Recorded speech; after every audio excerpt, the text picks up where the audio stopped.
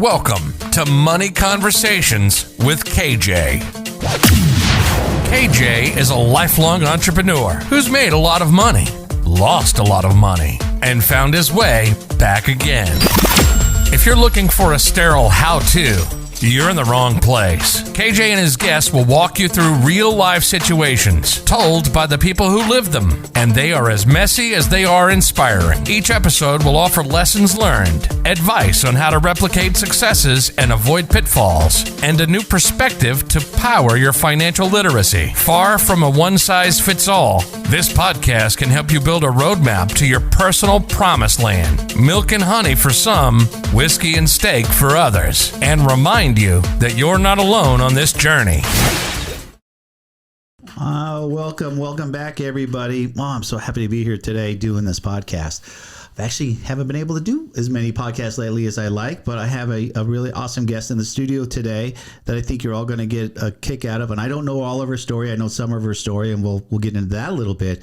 But first, I want to let you guys know I have a veteran in the house. So, Mariah, welcome to the show. Thank you for having me. Oh, yeah. We're going to have a little fun here today. I think we're hopefully, and again, I kind of in a roundabout way know, she's married, has a couple of kids and everything. And it's going to be interesting to hear this story. I think it's going to be cool. So let's start off with, again, most of my questions are right now, she's just finishing her day-to-day career in the Air Force, and she's getting ready to be on reserves, but still active and considered a veteran, which is awesome. So you're going to get treated different your whole life. You know that? Well, I feel like I have been treated different my whole life. Yeah? No, but in a good way, right? Because everybody really appreciates veterans on every level. Mm-hmm. So, and veterans get extra perks and all of that kind of stuff. And hopefully, we're here to talk about money, and we're going to talk about Mariah's journey with money. And like when you want to buy a house, veterans, they can buy with no money down kind of thing. That helps you. Mm-hmm. And there's got to be other things in there.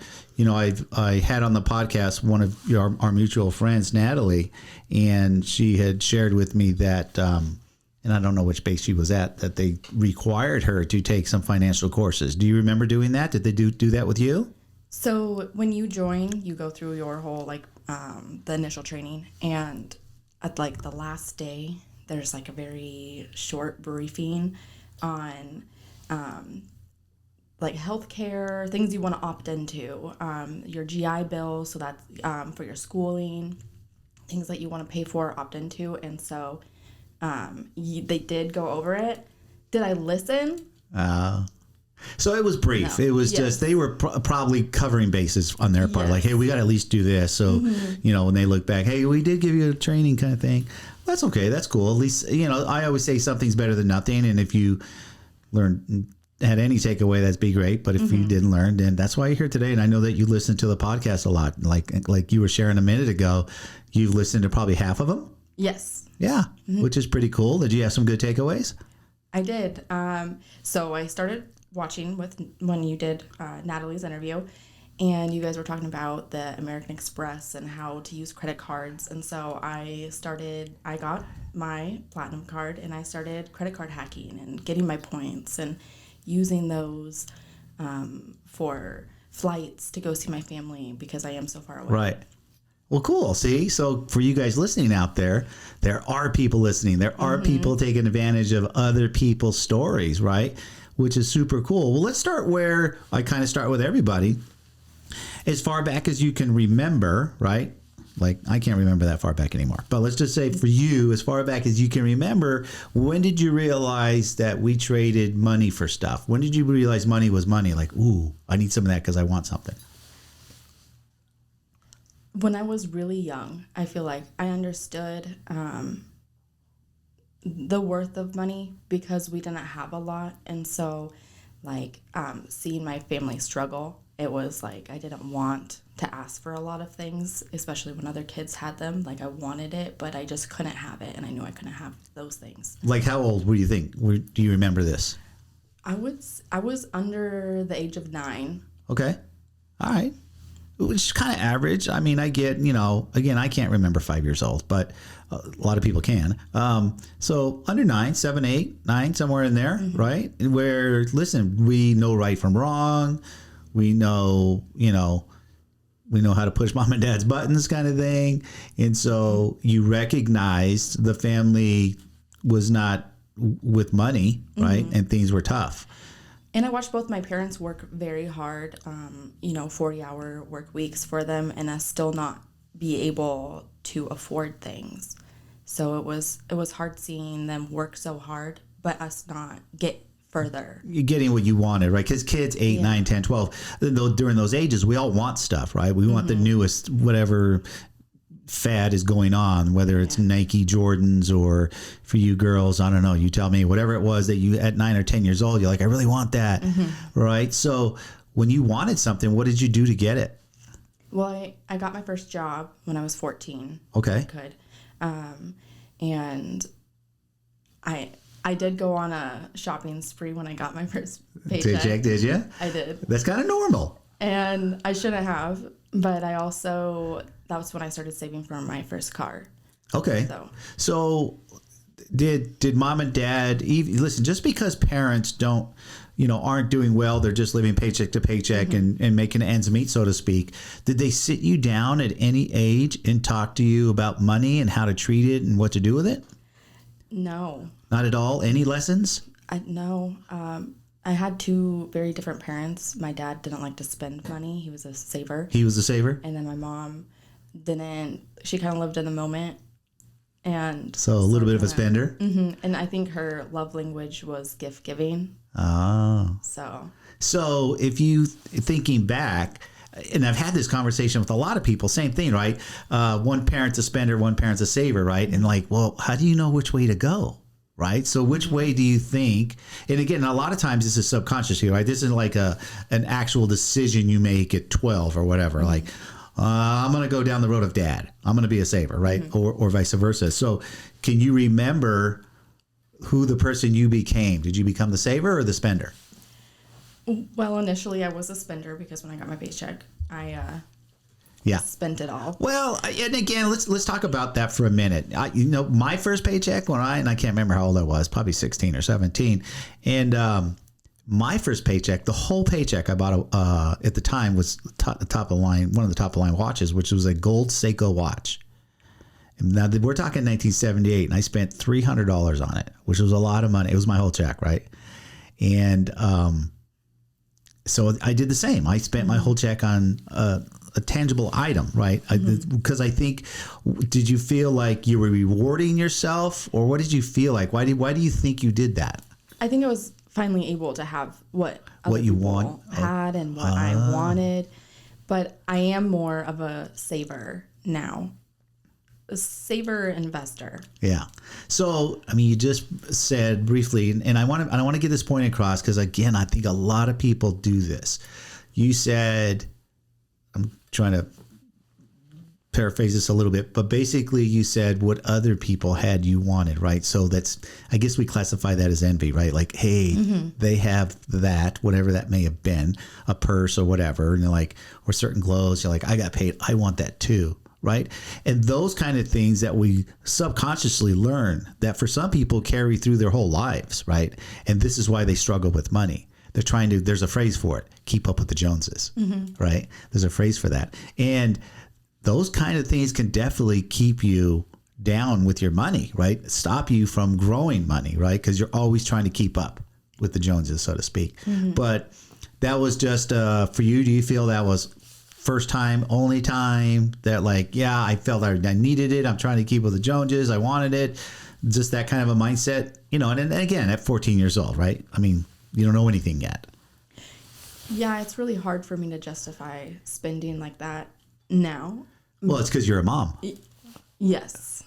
But I mean, spending on things on material items, I try not to. Do they satisfy you if you do it? No, it doesn't. What does money, what kind of joy does money bring you, if any?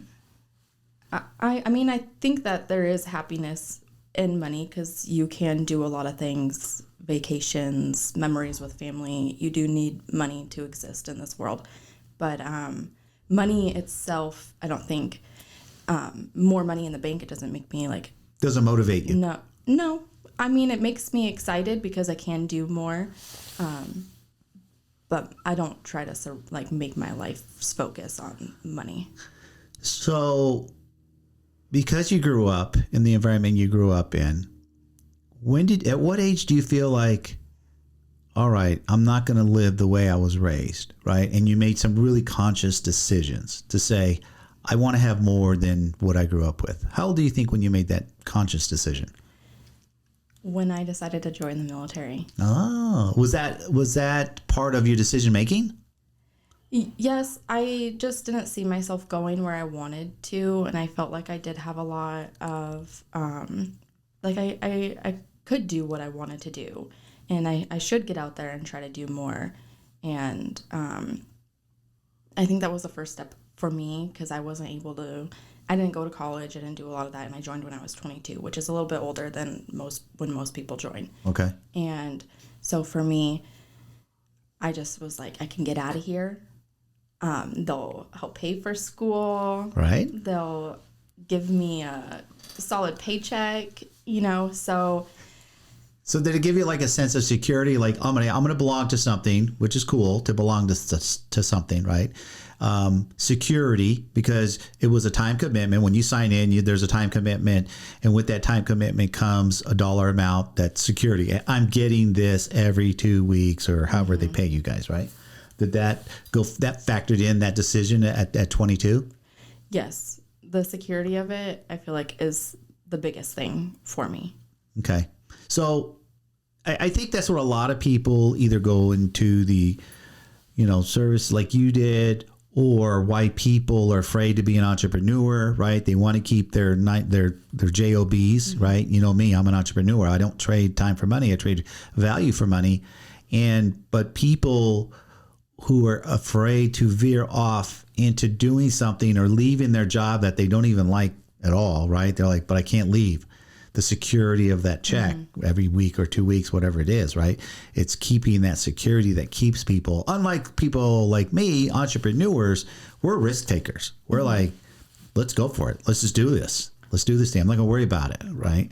I've always told people, for me, I don't worry about making money. I can always make money. I know how to make money. I'm going to make money one way or the other. So it's kind of... when we think about the mindsets that we develop, right, they really develop early. And that's why I like to start these conversations. How far back can we remember, right, when we start thinking about money? So before you started actually working at 14, and typically we're going to ask mom and dad, hey, I want to get a job, right? Mm-hmm. What was the response when you went to mom or dad? And who'd you go to first? Did you think you were going to get the response that you got? That I wanted to get a job? Yeah. Oh, I was told that I should be getting a job. Oh, they're like, what are you doing? How come you're not working already? So I did work for my mother prior to being 14, just like for some money. And she had her own business. And then I kind of moved. So I moved in with some friends, a friend and her parents. And they actually, when I moved in with them, because my parents weren't very present, they were able to teach me so much. So they helped me save for my first car, and they taught me how to do it, told me like, hey, you need insurance on this car, because I was like, I'm just going to buy a car and drive it around. Right. Who knew? Well, yeah, there was such insurance. thing. What the heck is that?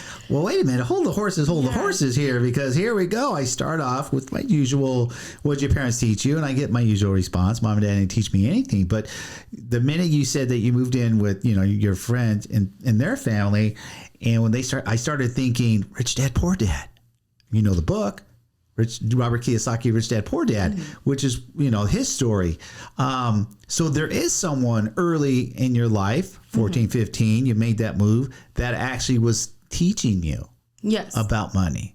Although it wasn't mom and dad, right? It was somebody else. And this is a great lesson for you guys that are out there, that we don't always pick up what we learn in life from our parents, whether it's money or anything else. We, and the older we get, and we really don't learn stuff from mom and dad, we're going to learn from other areas in our life. But at 14, that was a blessing in disguise, I would think. It was. I mean, just the fact that, I mean, they gave me a place to stay, To live, obviously, right? was a blessing to help me get my, stuff together, get a car, because I was able to drive around at that point. And her daughter was actually the one who was driving me to and from work and bringing me home. And so they're like, come on, like, just stay here, And then I moved in, lived with them. They helped me buy a car, get my insurance. She helped me budget it, make sure that, hey, you're going to, because I was paying her. I was under her insurance. Okay. And so, they really did help me with so much. Yeah, that's really awesome. And to have that opportunity, not everybody has that opportunity where, she's your friend, but the parents are almost strangers, and then you get to know them, that kind of thing. Though I hope a lot of people listening to this, if you're in the position where you can do that for somebody, whether it's your kid's friend or maybe it's your niece or nephew's friend, something where you could help them and not necessarily allow them to move in, but you can teach them things, because you can just, through conversation, understand that at 14 you're a child, that child needs direction. I mean, how big of an impact do you think that's had in your life overall? If you had not had that great opportunity that they did that for you, and you just stayed at home with mom and dad until you were 18 or whatever and decided to move out, how big of an impact do you think that had on you? A tremendous impact. I'm so thankful for what they were able to do. They gave me a room. Like, I just remember coming home from work, and she had a bedroom set up for me she's like, drop your stuff off, come on, move in. Right. And I was just like, to know that there's people out there that just like care so much. It just reminded me of the movie. You saw the movie The Blind Side? Yeah. Right? How like they took him in. Mm-hmm. And he when he got in that room, and he says, I've never had this. And she said, what, a bed? He goes, or a room? He goes, no, a bed. Right? He'd never had an actual bed. Mm-hmm. Guy always slept on the floor or wherever. So for that opportunity, you have siblings? I do. I have a brother. Older, younger? He is 2 years younger than I am. Okay. And I do have siblings that are way younger than me. The youngest is 13. Oh, wow. So you were the first child of your parents? Mm-hmm, I was. So you did what you did at 14. How did the rest of them fall in line, if you don't mind asking? So besides my younger brother, the one that's 2 years younger than me, mm-hmm. everyone else still lives at home because they're in that. Because they're young. But I feel like because of the life that we had, we were very independent, and so when we got older, he actually joined the military as well when he was 17. So when I followed him and joined. Okay. And he was very, like, he did sports, he did so much, and so it was very inspiring for me, my little brother, to kind of do what he did, because I saw how he was able to get out and go do all these things. He had his own money, and it's like he started his own life, and that's what I feel like I didn't have, is I didn't start my own life yet. At what point do you think that you felt that you did? When I packed my bags up and I went to California and I was stationed there, I think that I got my first apartment and was able to just be an adult, because right. I just didn't understand what that meant, because right. I wasn't taught to be an adult. I think a lot of people just expect you to be one. See, and again, this is such a great conversation, that because you're not just Mariah. I mean, if you don't mind sharing your age with them, just so they understand where you're at right now, right? I mean, mm-hmm. You're not. Are you 30 yet? This year, right? So she's still. I mean, I'm 60, so you're a kid to me. That all these things are recently happened, and I want to make sure that the audience understands, like, when we're talking about money here and how we operate with money and the things that we do with money, but as we go through all of these life lessons, right, they all do tie around with money, right? Mm-hmm. And you got stationed in California, you went there, and you're making the little money that, they get you when you first get in and whatnot. So I'm sure things were tight, mm-hmm. but the phrase learning how to be an adult, right? Handling money is part of learning how to be an adult. Yes. And unfortunately, people get way older than you are right now who never handle money correctly. So do we classify them as they never grew up? They never actually became an adult because they weren't responsible with money? Yes and no, right? Because you can be responsible. You could not handle money correctly, still be responsible, a law-abiding citizen, in our community. You just didn't have the opportunity or didn't be proactive about learning about money. But so did you find yourself how old were you when you went and got stationed in California? I was 22. 22. Did you find yourself thinking, what am I going to do with money? How am I going to actually handle it? Or did you just kind of roll with the punches? I think I just rolled with it. I don't remember struggling too much. I do remember financing my first car, and I always was kind of told, like, you should have the money. My parents were no loans, no credit cards, and I financed my first car, taking over those payments and just like recognizing just bills. I found an agent in California because I wanted to buy a home. That was like one of the first things that I wanted to do. And then I stopped looking because I was scared. And I was like, no, I just stopped talking to her because I was like, I don't know if I want to do this. Now, owning homes, it's like the most amazing thing ever, and I just love real estate. But back then it's just like so scary to get started and jump into some of these things, especially if you were taught that it was wrong. Right. I was just going to say, your parents are telling you don't do it, don't finance. There's so many people that are so extremely debt adverse. And debt is, listen, there's two kinds of debt, good debt and bad debt. And definitely you don't want to have bad debt, right? But having a home loan is good debt. Yes. Right. I like to talk in today's world where cars are a decent used car is $20,000, right? And a brand new car is $50,000. Like, no one's saving cash to pay for a car in your 20s. It wouldn't be a good decision anyway, right? There's definitely other things you should do if you were liquid $25,000 or something, right? Yeah. You shouldn't just go pay cash for a car because that's a depreciating asset the minute you take it off the lot. Versus a house appreciates every day you live there, right? Now you've bought multiple houses and you recognize that wasn't good advice from mom and dad. Yeah, no, it was not. Did you share that advice with your brother? Yeah. Or what was his path? So he joined the military. He did his 4 years. He got out, and now he's a state trooper in Oregon. And him and his wife bought a house right after Brian and I, my husband, we bought our first house. And we've kind of done things like, right, I don't know if it's a competition, him and I, that we're doing, but we have been doing it. He'll buy a house, I'll buy a house. So waiting for them to buy their next one. Right.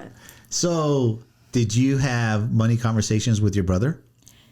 No, we don't really talk a lot about money. I do try to talk to my dad and tell him, like, hey, about using a credit card. You get some points, come see me, come visit me. Right. It does make it affordable. You probably don't have to pay anything, if you use the credit card like it's supposed to be used. Right. So I do try to have these conversations with him. Let me ask you, I was just talking to somebody yesterday about the two types of conversations that are very uncomfortable for most people, right? Which is money and sex, right? Like, no one wants to talk about it, right? And these are two conversations that we all should talk about. Sex, especially when you're younger, right? But money, and I find people are uncomfortable talking about money, one of two reasons. Either you have money or you don't have money. Because if you have money, you don't want to talk about it with people because you're afraid they're going to ask you, can I borrow some? Right? If they find out you got, a chunk of money or whatever. And if you don't have money, you don't want to talk about it because you're embarrassed. Right? Yes. People start asking some questions and they're like, oh, well, how much did you have saved by now? Or where's your money at? And you're like, I don't have any money saved and I don't have any retirement accounts. I don't have anything, right? And so you're a little embarrassed about it. But I'm trying to get at where, in this case, in this story, you and your brother were raised side by side with your parents until roughly 14-ish, and you both decided to go and joined the Air Force and whatnot, and you guys didn't talk to each other about it, but you're both doing fine. But now I feel I'm hearing this story like you're being the parent to your parents and having money conversations. Maybe that's not why it's coming across. Maybe he's like, I don't want my child. Could be. It definitely could be. So that's just about approaching the conversation differently, right? Have you thought about that? Yeah, I feel like I've done it many ways. Have you? Yeah. And it's just haven't found the actual path in. Mm-hmm. He's just I think he's just so old school. Kind of, there's a lot of people that are just kind of stuck in their ways. They don't want to educate themselves on. It's a mindset. Yes. It's a mindset, right? Yeah. In mindsets are kind of like that adage that we hear: you can't teach old dogs new tricks, right? But that's not true. I mean, we can all change our mindset. It's just about showing them the difference if you do change your mindset, the way you think and act with your time and money. I try to do just brag a little bit, like, oh, I flew here using points. This is free. All of this is free. Right. But he's just like, cool. It doesn't faze him. No. Do you think you'll continue to try to have conversations with them? Just to like you want to crack that egg, so to speak. Like you want to get in there. Yes, I am very persistent. Okay. Well, good. I hope you do stay persistent. It's for his own, good, most likely. I mean, how is your dad financially? He does really well. He is, like I said, the saver. He is one of those people that kind of just like hoards his money, though.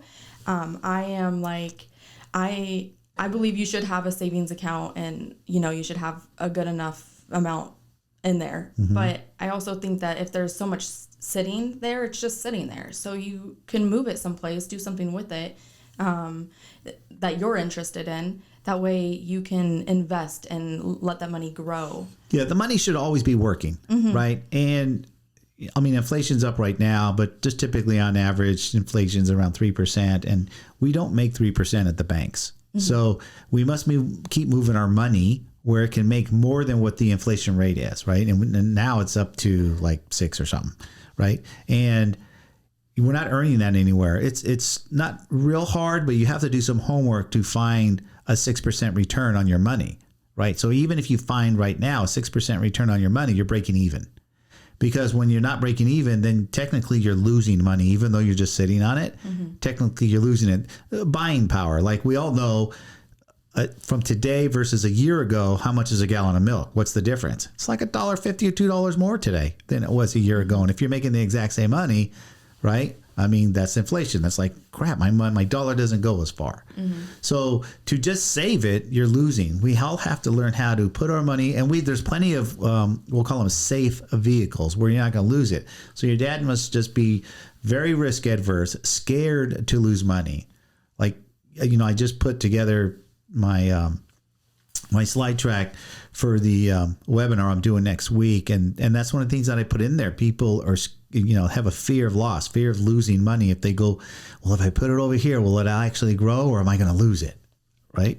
And all levels of investing have risk. It doesn't matter. Our job is to figure out what's the lowest risk that it'll have, because it's risky to keep it in your mattress, like because someone could rob your house and steal it, and then it's gone, right? So as you started, that's good. I'm glad that you're sticking with your dad, right? What about mom? Different story? Yeah. What kind? I don't have a relationship with her. Okay. All right. And so, would you talk to your brother regular? Have you had money conversations with him? We talk about like he's been looking at homes, so we'll talk about that. I know that he has his Roth IRA, how much he's investing just into that, but he's a little bit more conservative too. Like we're kind of into stocks. My husband is, I'm not, and so like I'll let him play with that and do stuff like that. But we're always just doing something where I think they're just very much savers. I mean, he does own his own home, and he makes choices like that, which are a little bit different, but all in all, he's still a saver. So at what age do you think you started to actually make financial goals, right? We all want to handle money correctly, not lose money, but ultimately we have to come to a point in our lives where like, I'm making some financial goals. What age do you think you were for that?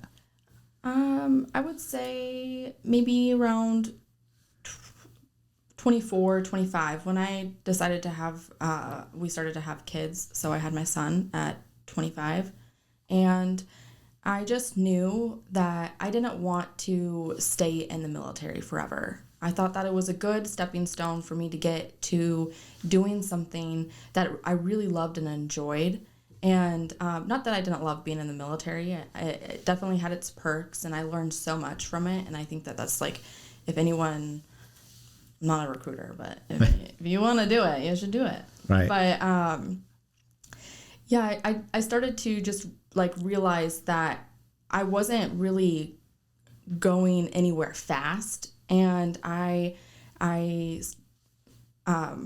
decided that I wanted to get out. And then I was like, well, what am I going to do if I get out? And I just didn't have it all planned out. And so finally I was like, well, what interests you?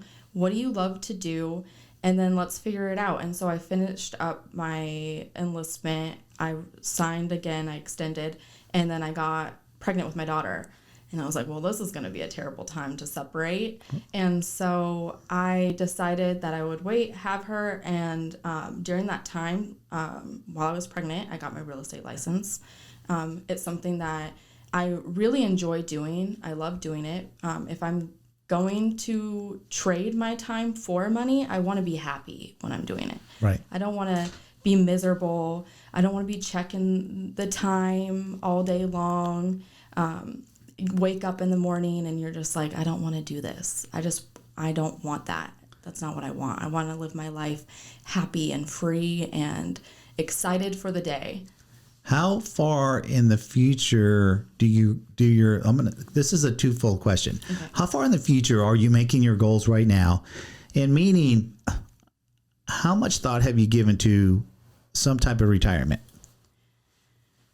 So I recently kind of projected one of my goals out to about another 13 years. And then because I'm like, okay, I would have been 42 when I retired from the military. And I want that same now. So my benefits are going to change a little bit because I didn't give the military the full 20. And if I go into the reserves, it's not the same retirement as you would get. So I have to plan. I still want that to be my goal. I want 42. I want to be able to say like, hey, if I don't want to work, I don't have to. I know I probably will, but right. I don't have to. You want the option. Yes. And so for me, what I'm really interested in right now is investing into rental properties, long-term rentals. And so I kind of made it my goal for the first 5 years to try to do one purchase a year. My husband and I, we have the benefit of both having our VA loans, and we get to keep those for life. And that's like a really just a huge thing because it's zero down for a VA loan. And once you refinance, you have that loan back. And so we can pretty much just keep buying homes with zero money down. And so it's just like the greatest perk. And I just am so grateful for that. And so that's one of ours. So we use his loan and then we use my loan and then just keep doing it. And so one a year for 5 years. And then after that, I want to feel like I have like a steady grip and try just one purchase. That could mean multifamily. That doesn't have to be one single family home. And then I just want to move into maybe doing a couple because I feel like if I can do that for 15 years, buy one home a year, I think that just sets me up for, I can. It sets you up for cash flow, right? I teach people retirement isn't how much money can you save, right? Like your dad's a saver and he saved whatever he saved, right? And I don't know the lifestyle he lives, but whatever it is, I'm sure he's comfortable and he's happy with where it is. I often say, people can be happy living on $2,000 a month, right? And there's other people that are out there that are like, I need $20,000 a month. There's no way I can live on less than $20,000, right? And that's a lot of money and that's a heck of a lifestyle. But they're out there and that's just their mindset of what they believe.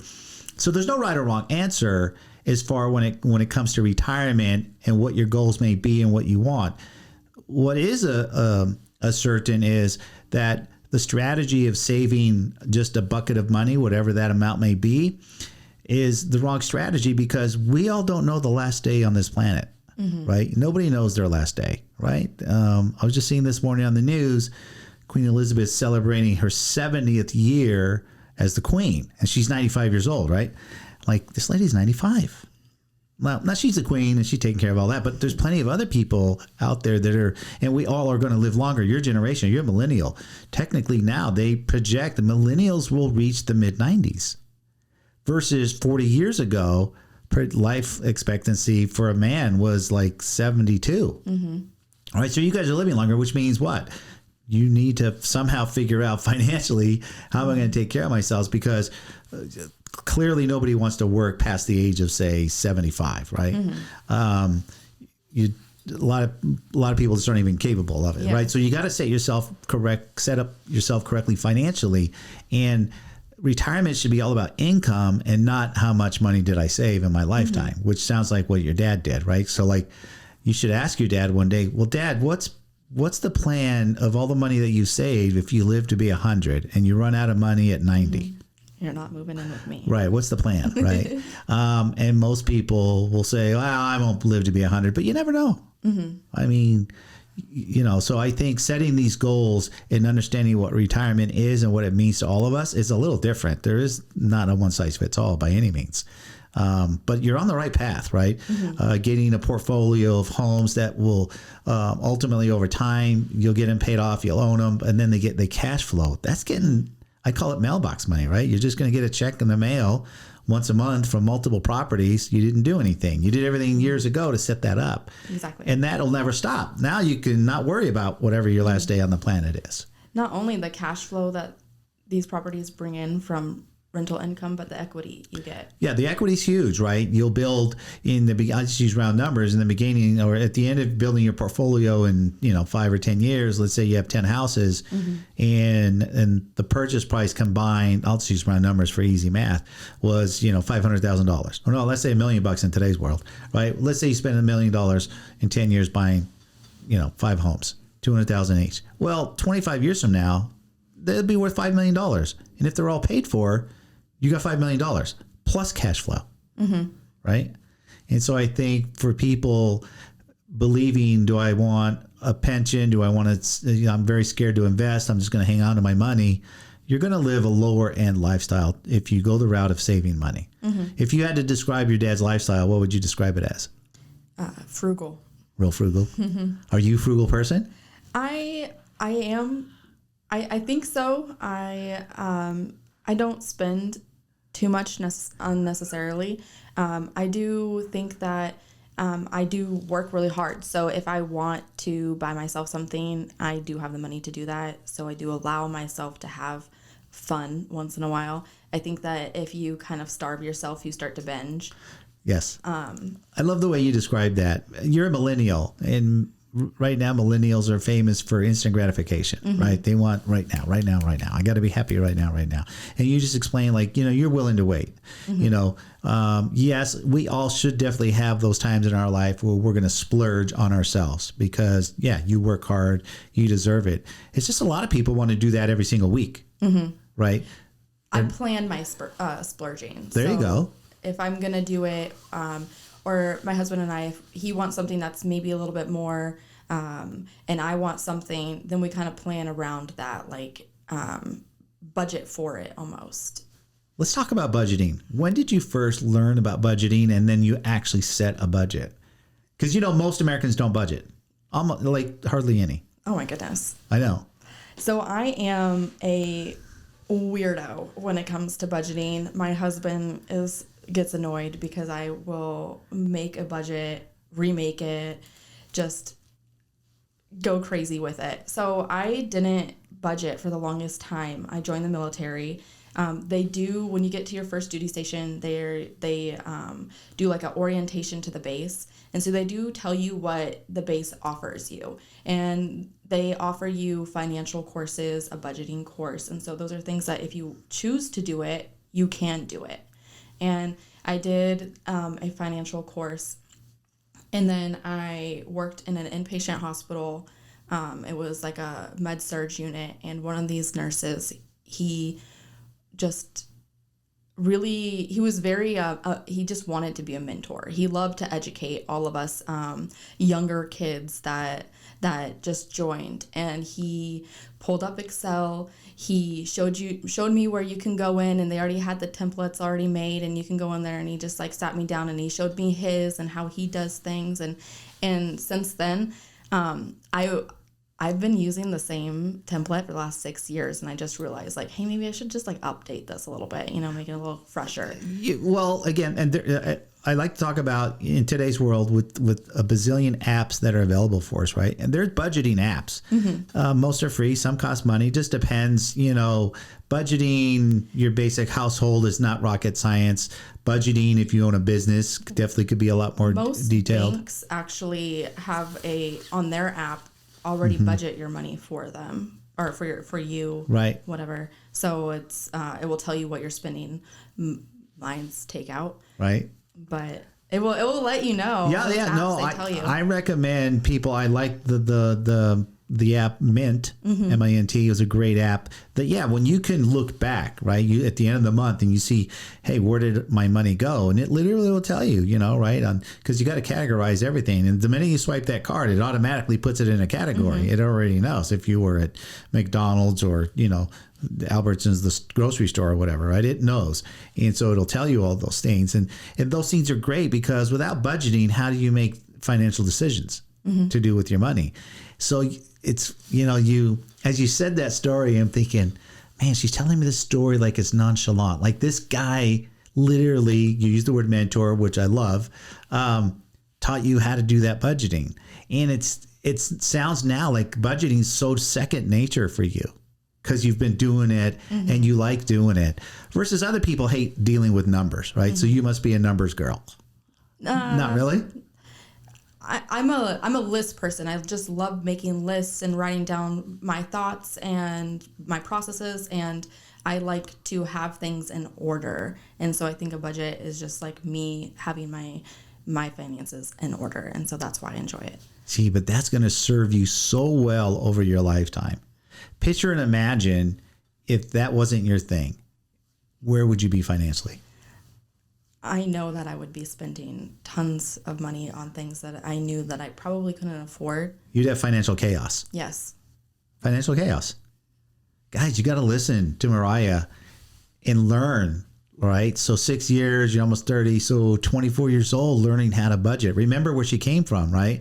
She didn't learn anything from mom and dad. She learned a few, sound like pretty good lessons when she moved in with that family. But like most of us, right? We have to learn these things as we're growing up, and you're just hitting 30. And 30 is the age that I keep hearing on my podcast that when I talk to people that are say 40 or older, right? When they reflect back, hey, I ask, when do you think you started taking money seriously? And most people answer, I was right around 30 when I reflected, right, what I did through my 20s. But you started early. I mean, earlier than average. I could share that with you. So I hope that makes you feel good that you definitely were doing. And now it may be because, you joined the Air Force. And so you definitely, it's stringent in there, right? You can't just run amok. Yeah. Well, and I was kind of on my own. I didn't really have family close. I was in a new state. I didn't have friends. It was like very much kind of learning new people, new things. And then also I was so afraid because they do tell you when you join, like, hey, if you have any money problems, or a lot of kids go buy the brand new Charger and then they're racing it around town and they can't afford it, and then they get in trouble with leadership. And so they tell those stories all the time. And I'm like, I don't want to get in trouble. Right. I was just so afraid that I was going to get in trouble. So I just was very conservative. No, it suits you well. I think you and Brian are doing fantastic where you're at right now, creeping up on 30 here. No, you're sitting very well. Above average, I could share that with you. Okay. So I do want to say you were saying, like talking about figuring things out and becoming an adult or whatever. And I feel like that just like is so scary because even as adults, or even me now, like you saying like, hey, you know what you're doing, I don't feel like that. And I don't feel like anyone really knows what they're doing. So for people like out there thinking that, I don't know what I'm doing or what I should be doing, it's like, I feel like all of us are a little bit lost. I don't think we're, I can share with you, and maybe this will help you. The fact that you set goals, you're writing everything down, you have your list, and you're staying more organized, not just with your life, but your money also, will allow you to reach all these great goals in your life, not just financial, but otherwise. You are an active, productive adult in society, right? And even though you may feel like I still don't know it all, I was just thinking about this. I don't know. Maybe I wake up so early every day. I can't remember what morning's what. But I was thinking about, as humans on this planet right now, it's our job to do two things and two things only. This is what I was thinking. This could be way left field, guys. That we're here on this planet as humans because we live with all these other species on the planet. But as humans, we're here to love and learn. And that's it, right? There was an interview with Warren Buffett. I remember hearing, 6-8 months ago, and they asked Warren Buffett, "What's the meaning of success?" Because here's Warren Buffett, right? His whole career investing has done unbelievable. He's a billionaire, blah blah blah. And his answer was not what people expected. He goes, "Success to me means love." And everybody thought, because he's a money guru guy, that he would have said something having to do financial. A number or something. No, he says success is love, right? And then I think learning, right? It doesn't matter what age we all get. We must and should learn all the time. So if you're kind of equating like, I still don't know if I'm an adult yet, I'm still trying to figure it out. You're learning, right? You're learning, but we're always going to learn. Never feel like, well, I'm not an adult until I know everything. Because once you learn something, you're going to want to learn something else, right? The old adage, never be the smartest person in the room. If you're in a room of 5 people and you're the smartest, you're in the wrong room. It's time to move rooms. Let's go to the next room. I want to be number 4, right? I don't want to be the dumbest guy in the room, but I'll be number 4 because then I can learn from the top 3. Yeah. Right. And I think if we all have a mindset of that in life, you're always going to elevate your life. It's just going to be a constant gain. Well, I mean, if you're listening, then you're learning. Yes. I thought, I was doing really well, and then I started listening, and, you helped me with the credit card, and even, make sure I'm maxing out my Roth and doing things like that. So I think we have so many opportunities nowadays that you just have education on podcasts, on YouTube, TikTok is a great one as well. Everywhere. I just learn so much. Whatever it is that you want, whatever interests you, you can just go and find something educational about that. About whatever you want to learn about. We're talking about money, but people could be interested in, heck, I've watched YouTube videos on how to make a certain, cook a certain dish, A year or so ago, I said, I want to learn how to make a beef Wellington. And I did, and I made one. It was phenomenal. We can learn anything everywhere and always be learning. So, no, you're doing fantastic. I wouldn't feel if I was in your shoes like, I'm still trying to figure this thing out as an adult. Nah, you're definitely you're an adult. You're a very responsible working adult. You're doing fantastic, above average. Wow. Let me ask you one final question. At creeping up on 30 here, what would you tell your 20-year-old self? What advice? This is going to be before you actually, did you make the decision by 20 that you were going to join the Air Force? I was 22. Right, when you joined. But when did you? So I was probably like 21. Maybe all right, so looking back, and you could talk to your 20-year-old self, what kind of advice would you give your 20-year-old self? So for me, I feel like looking back and maybe the advice that I've had, I think that you just need to be in the right mindset to accept the advice that you're given. And I don't think that I was ever at that place that I could accept like some of the advice, like how to do things or what I should do. But I think that looking back, I did everything correctly, because I think making mistakes is how I learned. It's how everybody learns. And so I wouldn't give her any advice. I would let her fail. Yeah? Yeah. Okay. Great answer. I mean, usually somebody will tell me, "Oh, I just tell myself don't do this." Right? Usually it's like don't do something because they've done things that are, not in a positive direction. I mean, well, I can think of a few, but we all have done those things. Awesome, Mariah. Thanks for coming out. That was pretty enlightening. I think here we have a young lady. Sorry to keep putting it out there, creeping up on 30, but has learned so many things, and now telling her 20-year-old self, "Hey, fail. It's okay. You're going to learn from them, and they're going to be for the positive." So for you guys out there that are afraid to fail, and I know a lot of people are, go ahead, fail. And the biggest thing about whatever your failures are is learning from them, which sounds like that's what you did. So thanks for coming out. I really appreciate it. You've been awesome. So guys, thanks for coming out and listening to Mariah's story. And I believe we gave them a lot of value there that they can take away, right? So if you like what you heard today, do me a favor. If you're on YouTube and watching this, smash that like button, subscribe to this channel. We're always putting these out and getting a lot of great feedback from it. If you're just on any podcast platform, do me a favor, follow me, listen to these stories. They're unbelievable. I generally put them out every Wednesday, 7 a.m. in the morning. So I look forward to the next one, and yours will be out shortly. All right, Mariah, thank you. Thank you. Hey everybody, hope you enjoyed that episode.